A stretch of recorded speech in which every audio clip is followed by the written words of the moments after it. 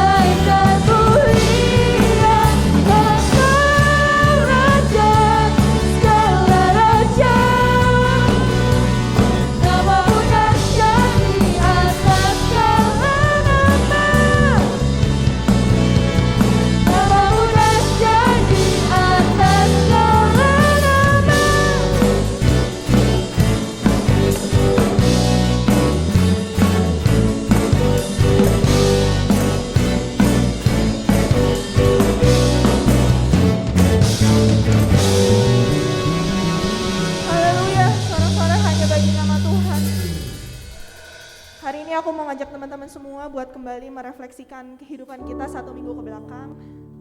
Mungkin banyak banget kesalahan, dosa yang kita perbuat yang mungkin mengecewakan hati Tuhan. Tapi hari ini aku mau katakan sama teman-teman, gak peduli berapa jahatnya kita, betapa tidak sempurnanya kita, Tuhan tetap memilih kita. Amin. Mari hari ini aku mengajak teman-teman buat kembali berkomitmen satu hal, menjadikan hari ini kita mau sama-sama kembali mendedikasikan hidup kita sama Tuhan. Dan kita mau sama-sama bilang hari ini, Tuhan, aku mau setia mengiring Engkau. Aku mau setia Tuhan, jadi anak-anaknya Engkau, hidup seturut kehendak-Mu Bapa.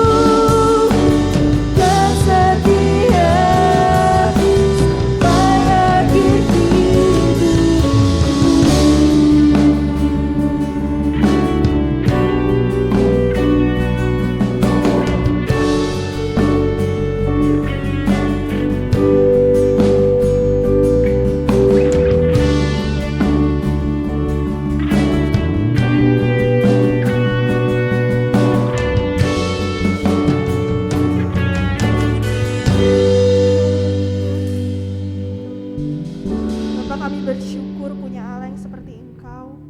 Gak peduli masa lalu kami Tuhan, gak peduli betapa jahat dan buruknya kami Tuhan, Engkau tetap memilih kami jadi anak-anaknya Engkau. Hari ini kami mau punya satu komitmen dan tekad yang baru Tuhan, buat terus setia mengiring Engkau, terus hidup Tuhan menurut kehendaknya Engkau. Mari Bapa, kami butuh Engkau, kami butuh Roh Kudus untuk terus mengubahkan kami Tuhan, menjadikan kami anak-anak yang taat Tuhan. Hari ini kami bersyukur kami boleh beribadah, bisa memuji memuliakan nama Engkau Tuhan. Dan kami mau berdoa lebih lagi buat ibadah kami hari ini, buat setiap firman yang akan disampaikan. Kami mau siapkan hati dan pikiran kami, biarlah Roh Kudus saja Tuhan yang terus penuhi kami.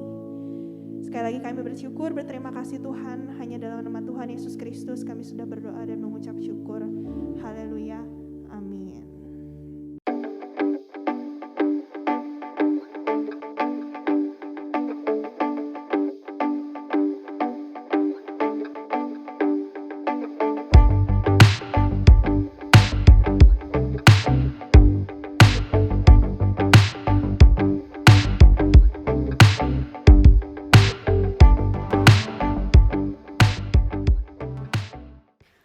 What's up Flamers, what's up T4C, gimana kabar kalian?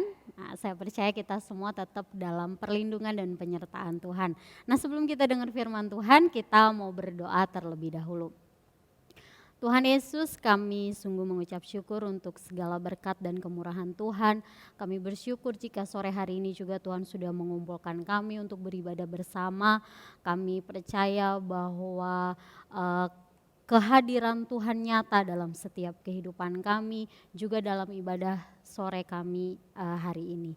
Tuhan, saat ini kami mau mendengar firman Tuhan, apa yang ingin Tuhan sampaikan kepada kami, kiranya itu semua dapat kami terima dengan baik dan dapat kami lakukan dalam kehidupan kami sehari-hari.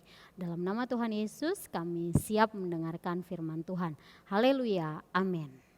Nah teman-teman, hari ini saya akan bawain sebuah renungan yang judulnya adalah pilihan bijaksana. Nah, sebelumnya kita mau baca dulu di dalam Matius ayat kita yang bakalan jadi dasar dari perenungan kita hari ini. Matius pasal 25 ayat yang pertama sampai 13. Oke, semua sudah dapat, kita mau baca. Teman-teman juga boleh baca di rumah.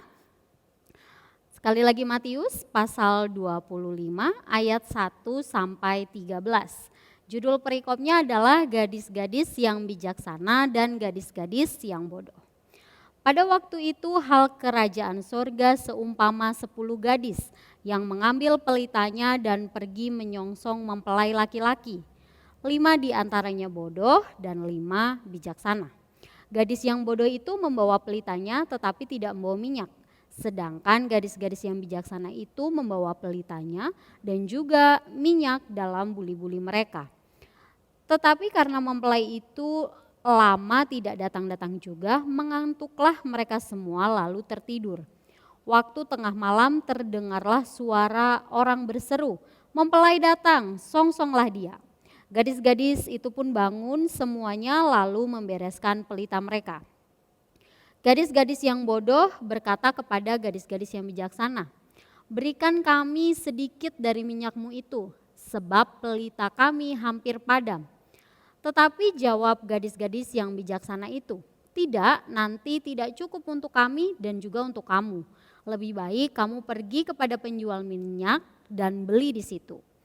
Akan tetapi waktu mereka sedang pergi untuk membelinya, datanglah mempelai itu dan mereka yang telah siap sedia masuk bersama-sama dengan dia ke ruang perjamuan kawin lalu pintu ditutup.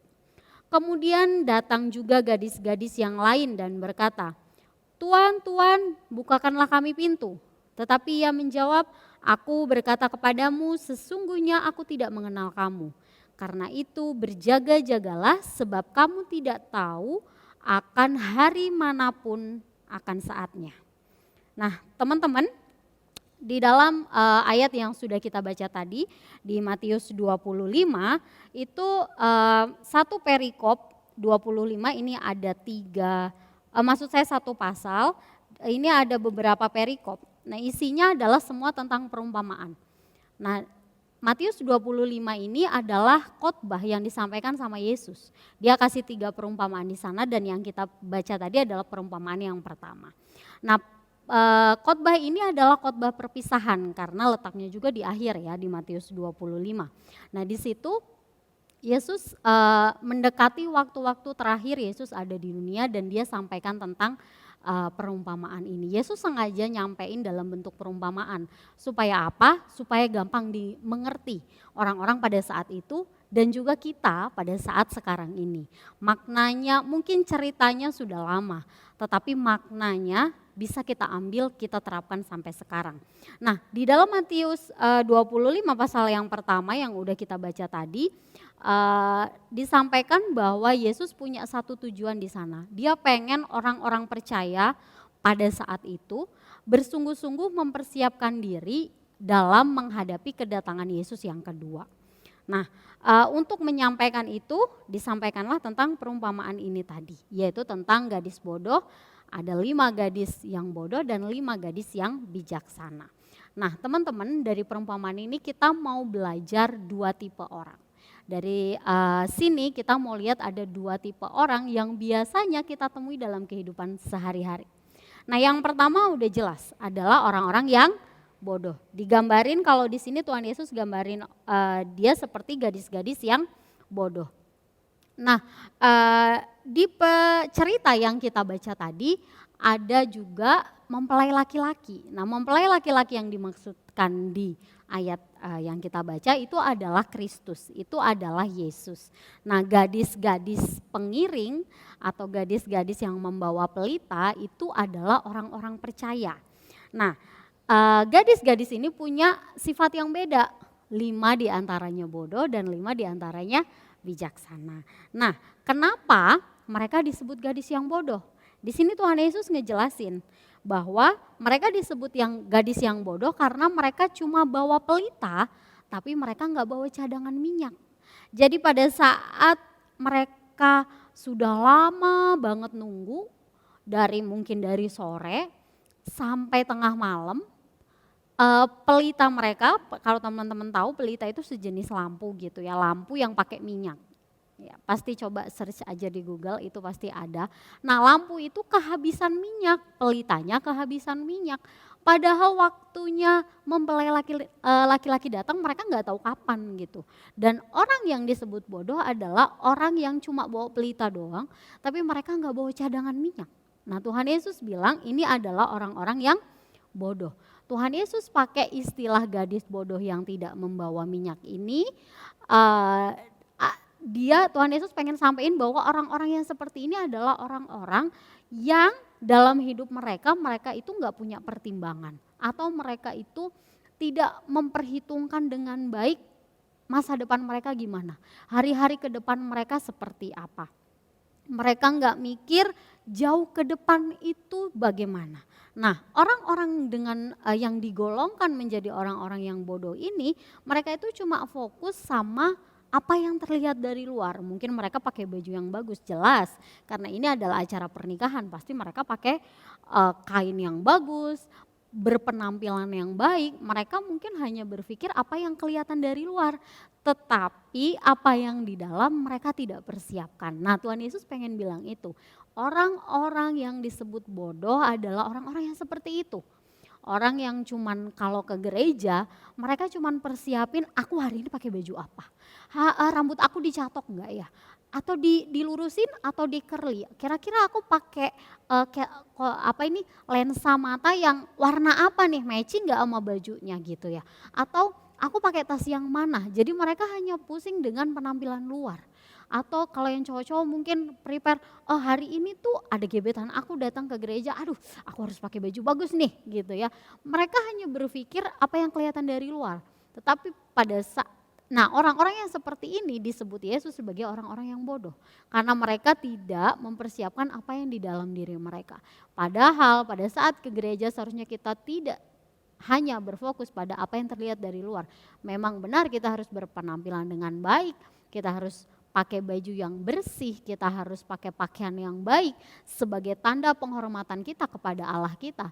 Tetapi yang jauh lebih penting dari itu adalah kita harus bawa hati kita yang rindu buat menyembah Tuhan, buat ketemu Tuhan. Nah, itu loh yang disebut orang-orang yang bodoh. Nah, kemudian kita mau lihat lebih jelas lagi, lebih jauh lagi tentang jenis orang yang kedua, yaitu orang yang bijaksana. Nah, teman-teman, pada zaman itu orang Yahudi itu punya kebiasaan, punya tradisi maksudnya ya. Mereka punya tradisi pada saat peristiwa pernikahan. Nah, tradisinya adalah pada saat tengah malam itu mempelai laki-laki mereka akan datang ke rumah mempelai perempuan, tapi tanpa pemberitahuan. Jadi mereka akan datang nggak tahu waktunya kapan, tiba-tiba datang aja. Nah, kemudian di rumah mempelai perempuannya, mempelai perempuan akan siap-siap. Nah, dia bakal ditemenin sama pengiring-pengiring atau yang di perumpamaan tadi disebut sebagai gadis-gadis. Nah, gadis-gadis kalau sekarang mungkin kita bisa sebut kayak bridesmaid gitu ya. Nah, si gadis-gadis ini pada saat nanti ada pemberitahuan mempelai laki-laki datang, mereka mereka bakalan jalan keluar bawa lampu atau bawa pelita itu buat jemput mempelai laki-lakinya masuk ke rumah mempelai perempuan dan mereka mengadakan pesta. Nah, itu tradisinya. Nah, Yesus pakai cerita ini untuk menggambarkan bahwa pada saat gadis-gadis itu pergi ternyata ada 5 orang yang mempertimbangkan dengan baik dan melihat jauh ke depan, yaitu gadis-gadis yang disebut bijaksana. Nah, di sana dia dibilang bahwa gadis-gadis ini bawa persediaan minyak supaya cukup sampai tengah malam, sampai acaranya selesai begitu. Nah, jadi Tuhan Yesus bilang 5 gadis yang bijaksana ini bawa persediaan minyak. Jadi pada saat pelitanya, wah udah mulai habis, mereka langsung isi supaya pelitanya bertahan lama sampai acara selesai. Nah, Tuhan Yesus mau bilang di sini bahwa Kristus atau mempelai laki-laki itu bisa datang kapan aja. Kita nggak pernah tahu waktunya kapan. Nah, pada saat Kristus datang secara tiba-tiba, kalau kita jadi orang yang bijaksana, kita milih jadi orang yang bijaksana, maka kita akan lakukan seperti 5 gadis tadi. Kita bikin persiapan dengan baik, kita persiapkan diri kita dengan baik, kita persiapkan iman kita, hidup kita supaya kita hidup di dalam kekudusan. Nah, pada saat secara tiba-tiba Tuhan Yesus datang, kita siap. Kita siap dengan persediaan yang sudah kita lakukan dengan baik. Nah, teman-teman, mereka yang tahu kapan harus mempersiapkan dengan baik, mereka yang punya pertimbangan yang sangat baik, itu adalah orang-orang yang bijaksana. Dan Tuhan Yesus pengen kita jadi orang-orang yang bijaksana. Kita harus bisa lihat jauh ke depan, kita harus mempersiapkan diri sebaik mungkin supaya kita berkenan di hadapan Kristus. Nah, di dalam sini Tuhan Yesus bilang orang yang bijaksana adalah orang yang akan menikmati waktu yang indah bersama Tuhan. Nah, orang-orang ini adalah seharusnya kita sebagai orang percaya. Nah, teman-teman, cerita ini mirip sama sebuah cerita yang kalau misalnya kalian mau ujian atau kalian lagi baru-barusan kan yang SMA lagi ujian tuh. Kalau kalian mau ngadepin ujian, apa yang kalian lakuin? Pasti baca materi dong. Baca ulang, materinya apa? Atau kalau kalian kerjain soal yang pakai rumus, fisika, matematika atau yang lainnya, kalian pasti pelajari dong rumusnya, oh rumusnya seperti ini. Supaya apa? Supaya pada saat hari ujian datang kalian gak bengang-bengong di depan laptop gitu ya. Kalian gak bengang-bengong, aduh ini jawabannya apa, aduh ini gimana cara ngerjainnya.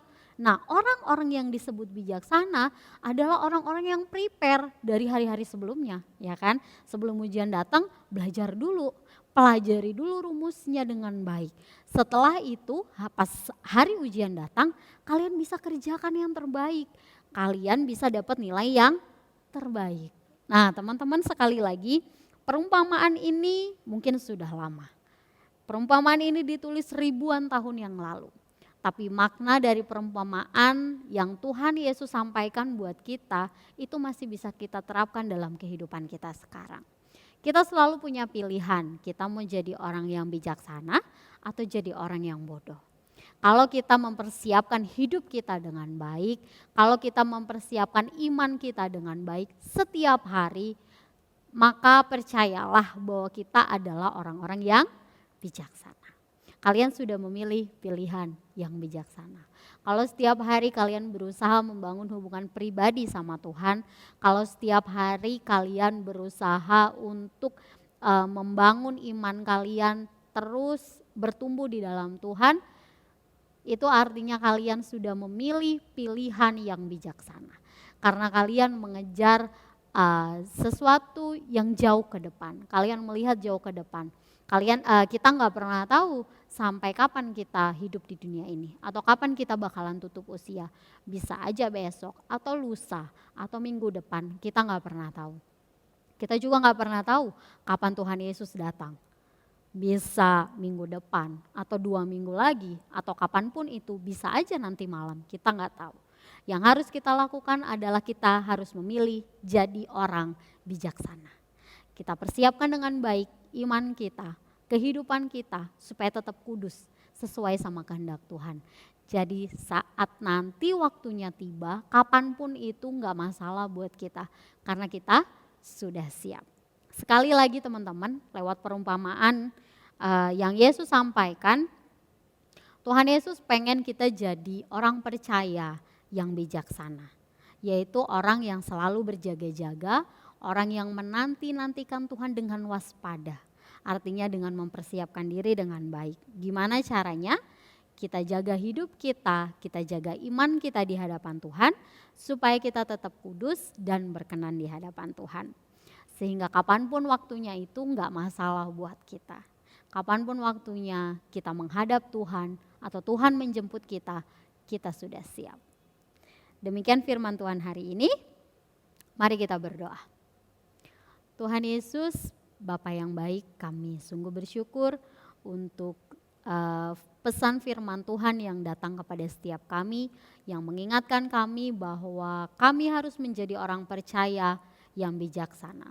Tuhan tolong kami, Roh Kudus bimbing kami supaya setiap hari kami selalu memilih pilihan yang bijaksana dalam setiap kehidupan kami. Sehingga setiap langkah kami, setiap harinya kami selalu hidup dalam kekudusan, kami selalu hidup dalam kehendak Tuhan. Terima kasih Tuhan untuk firman-Mu hari ini. Dalam nama Yesus kami berdoa dan mengucap syukur. Haleluya. Amin.